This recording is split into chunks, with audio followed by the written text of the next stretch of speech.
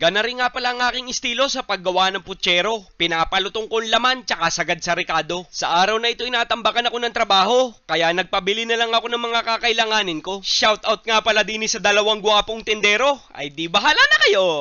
Are naman ay sinugbi, binibidyohan ni Alpanghe. Dini na uli ako dadali sa Dos Bastardos. Ipagluluto ko sila ng crew meal, staff meal o employees meal, kahit anong tawag mo dyan.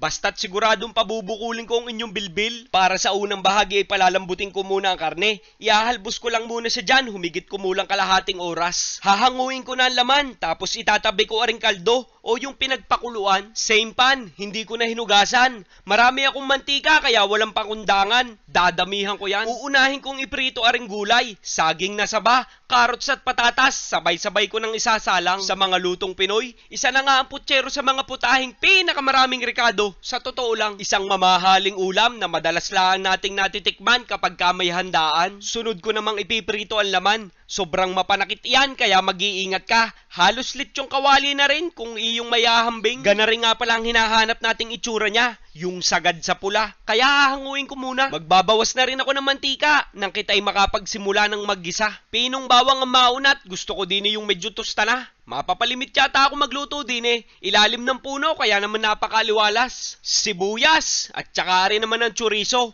Malaking bagay yan. Ibang klase ang lasa at bango ang binibigay niyan sa putsero. Hotdog, kaunti laang at ika nga na may burloloy laang. Kaunting gisa-gisa pa at gagawa na ako ng pangmalakasang sarsa. Sisimulan ko sa maliit na tomato sauce para kumulo na. Pineapple juice, aring isang latay maapapalahat na. Siyempre, hindi magiging kumpleto ang iyong putsero kung walang pork and mince. Maglalagay na rin ako ng bahagyang toyo para na rin sa kaunting kulay. Suka na rin para may kontraumay. Brown sugar, dahil medyo manamis-namis ang kailangan maging lasa niya.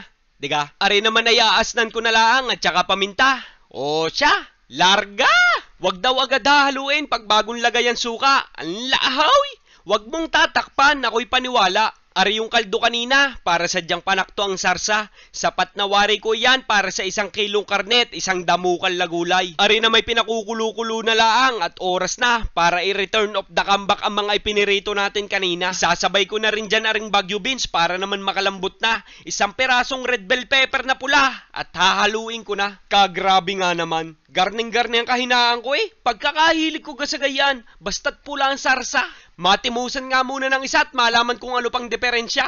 Ay ewan ko naman. Mapapangiti ka na lang sadya kahit walang dahilan. Dadako naman tayo sa huling bahagi. Ilalagay ko na yung mga natitirang gulay. Repolyo at petchay. Overdose naman sadya Wing, ganda ng kulay. Ika na naman ang aking kapitbahay ay sobra na naman sa gulay. Baka naman tayo hindi na mamatay. Luko. Hot sauce para may nakurot-kurot sa dila, iwas umay na din nga. Ay ikaw gapis yan, kailan ka huling nakapangain ng putserong Batangas? Iba't ibang bayan magkakaibang putsero, base sa obserbasyon ko. Ay siya paano? Ipatatakal ko na rin kay Tita Berts at nang sadyang magkaalaman My goodness, ari ang mga sinasabing aanay pa.